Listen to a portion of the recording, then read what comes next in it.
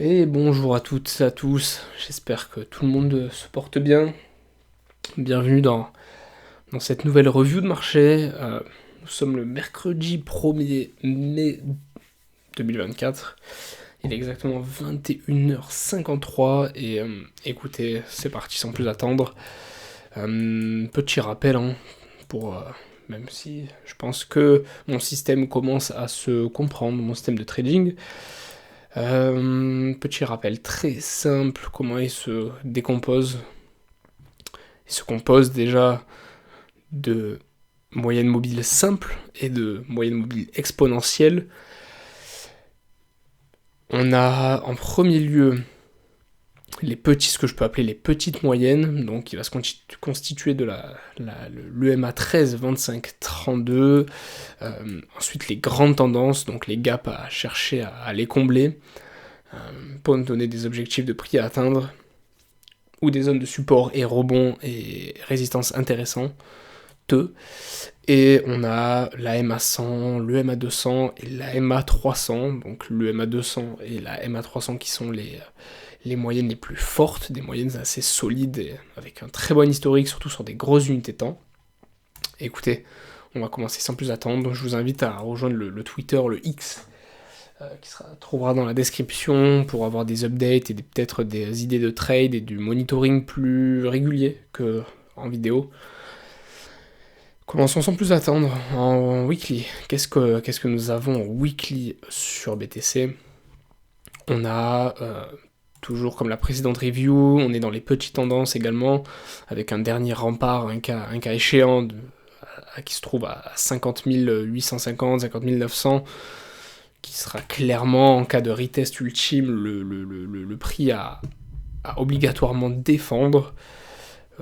Alors, ça n'est que mon opinion, comme tout ce qui est raconté dans ces reviews de marché, mais je vois très peu probable le cas où, si elle retest des 51 000, que ce retest échoue. Rien de plus à dire en weekly, on est toujours dans les petites tendances.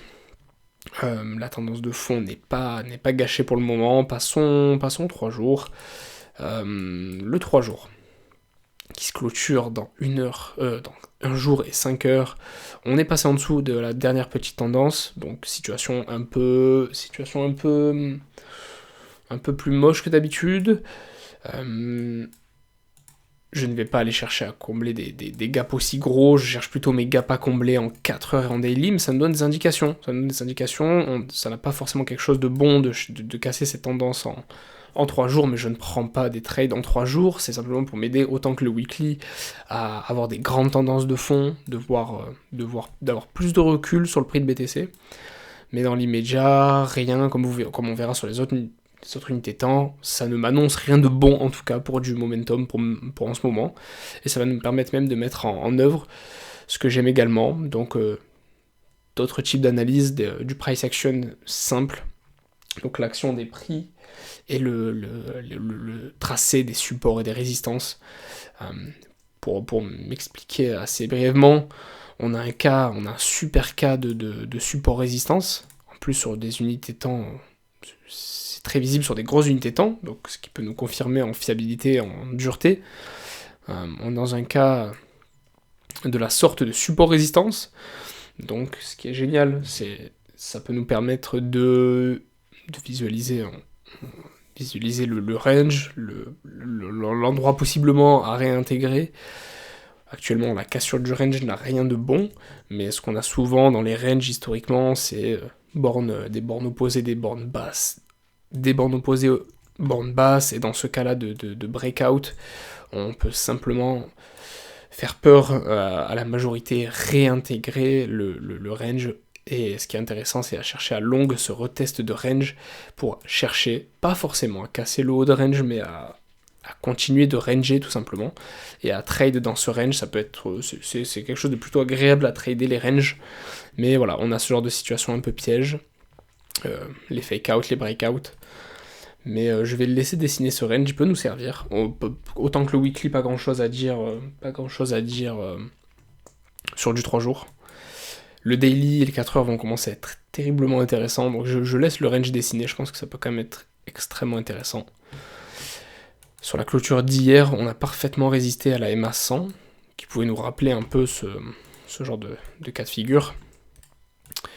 On a résisté aujourd'hui on échoue, mais a priori la clôture daily dans 4 heures, j'ai pour moi très peu de chances qu'on retourne au-dessus. Donc je vais pas recommencer à m'interroger sur mes futures positions à prendre. Je vais évoquer également le précédent cas de short qu'on a réussi à bien prendre, que j'avais évoqué dans les vidéos, sur lequel on a quand même pu prendre quelques pourcents, ce qui est quand même plutôt cool.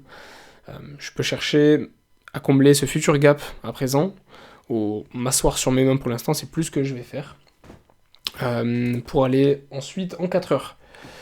Ouais, donc je préfère résumer un petit coup, s'asseoir sur ses mains, chercher à shorter des retests, chercher à shorter un retest soit de la MA 100, soit de ce bad range, pour ensuite partir en enfer, comme on peut dire, sur du 4 heures. Le 4 heures va commencer à être très pertinent. Alors si mes souvenirs sont bons, on avait pris un premier short que j'avais évoqué en review ici.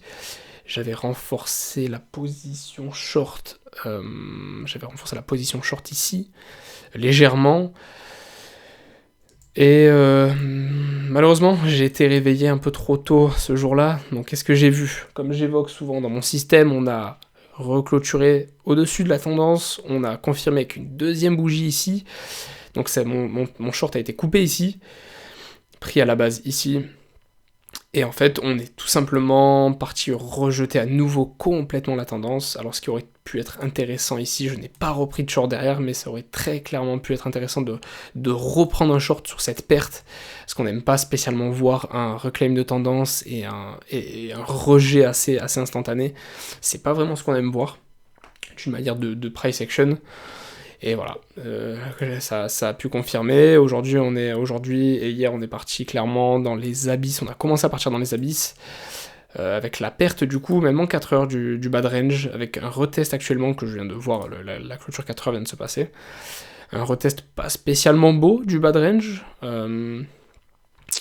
Pour l'instant, je ne cherche absolument pas à prendre de position, que ce soit en 4 heures ou en daily, comme j'ai pu le mentionner, plutôt m'asseoir sur mes mains, quitte à prendre à nouveau des longues, une fois la réintégration de ce range et le retest de ce dernier s'il tient, qui fera également, on va avoir les tendances qui vont continuer à évoluer de la sorte jusqu'à commencer à se retourner, mais voilà, ce bad range va correspondre également au bad range, aux petites tendances, ce qui peut être intéressant pour prendre des décisions, mais voilà, rien ne sert d'overtrade, pas à prendre de position pour rien, le mieux est souvent de s'asseoir sur ses mains dans ce genre de situation.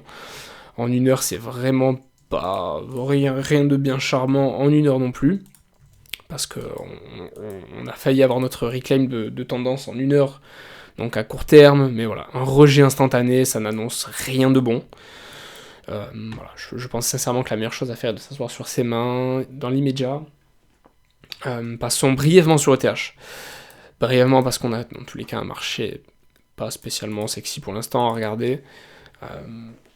En weekly, c'est plutôt similaire à BTC en fait. Toujours dans nos petites tendances ici. Le but est évidemment de ne pas perdre cette dernière tendance, histoire que ça soit un simple retest des petites tendances. Le 3 jours, comme j'ai pu le dire, est assez similaire à BTC. Rien de bien sympa pour l'instant, à voir si on pourrait aller rechercher dans des zones clés ici, comme on peut voir le MA200 et la MA100. Je ne vais pas chercher à prendre de décision en 3 jours. En daily, ça commence à être un peu plus intéressant parce que on a une paire que je vois à ma droite, ETH-BTC, qui est en plus 3,28%, donc un BTC en 24 heures qui est à moins 6% quasiment, et un ETH à moins 2,60-2,70%. Donc on voit clairement un ETH qui souffre beaucoup moins, et ce qui est tout bonnement intéressant. Bon, déjà, je n'irai pas chercher à shorter ETH, qui est bien plus fort. Et on a déjà commencé à combler le gap de la perte de la MA100 en daily. On revient sur une zone assez puissante, donc le MA200. Dans ce genre de situation en daily, il peut être intéressant, pas forcément de longue ici même, mais de chercher à longue une fois, parce que en fait le problème d'ici, c'est qu'on se retrouve un peu en plein milieu, on se retrouve au milieu de nulle part. Donc je pense que ça reste un peu trop dangereux de chercher à long ou à short au milieu de nulle part. Comme je le dis, il vaut mieux plutôt s'asseoir sur ses mains et descendre en unité de temps pour trouver de meilleurs setups. Mais ce qui est intéressant, c'est de venir chercher plus ou moins cette EM à 200 sans la perdre et de voir de voir un début de rachat de cette mèche en daily. Le daily étant encore une unité de temps assez haute. Je préfère, comme je le dis souvent, prendre des décisions en 4 heures. C'est une unité de temps qui me convient parfaitement. En 4 heures, on avait un début de setup intéressant. Par exemple, que je n'ai pas pris. On a perdu l'entièreté de la tendance, pas de retest ici, donc je ne serais pas allé shorter ici, mais on a eu un premier retest, on vient de mécher ici, donc on peut pourquoi pas s'attendre à une continuité baissière. Je n'ai pas pris de short ici, mais voilà, c'est le genre de retest que je vais chercher à retester tout ça. Mon invalidation, comme d'habitude, sera de commencer à clôturer au-dessus et à chercher à reclaim les tendances supérieures. Et dans le cas où les tendances commencent à être reclaim, je vais chercher à aller combler les gaps. Donc ces gaps-là. Tout comme, c'est tout bonnement comme sur BTC, et c'est in fine pareil en daily. On peut peut-être interpréter qu'on a comblé ce gap, je n'irai pas forcément jusque-là. C'est sûr que si on perd le M à 200, je vais clairement chercher à aller combler ça. Et si on repasse au-dessus de ici, je vais chercher à long, sans me poser trop de questions, et jusqu'à ce que la tendance qui continue soit perdue. Mais dans le cas contraire, je ne fais rien, en fait. Je pense qu'il est plus intéressant de s'asseoir sur ses mains, ou de descendre en unité de temps comme ici, et de chercher à aller shorter ce genre de retest, et les autres retests dans ces zones. Mais voilà, grossièrement, je pense qu'on a fait le tour. On a fait un tour intéressant, je tiens vraiment à insister sur ce genre de range qui est très intéressant à tracer, très visible au final, sur des unités de temps comme du daily. Mais un cas qui va peut-être m'intéresser, c'est la peur qu'a causé cette mèche aujourd'hui, et de en fait réintégrer tout simplement ce range, passer un peu de temps à retester ici, plutôt l'intégrer violemment, piéger les gens qui vont longuer un peu trop tôt, retest et descendre et liquider les gens, et ensuite repartir chercher la borne opposée. C'est des setups qui vont complètement me plaire. Sur ETH BTC, comme je le mentionnais un peu plus tôt, on a beaucoup de force. En 3 jours, on a un début de reclaim de tendance. En daily, on a un reclaim, un retest de la tendance, et complètement, hop, alors attendez 2 petites secondes, hop, et on est reparti tout simplement. On va chercher à aller combler les gaps. La tendance a été magnifiquement bien défendue, donc voilà. Si je dois long, je vais clairement chercher à long ETH. Regardez, en 4 heures, c'est terriblement propre et terriblement satisfaisant. On a eu un reclaim ces derniers temps assez violent de la tendance, puis un ultime retest qui n'a pas été perdu, et voilà, on continue de repasser au-dessus de toutes les tendances. On peut difficilement trouver des setups plus bullish que ça. Voilà, je pense avoir fait le tour, j'espère avoir été, comme d'habitude, concis, clair. N'hésitez pas à poser des questions sur ce système, si besoin, en commentaire ou sur Twitter directement, je répondrai absolument à tout.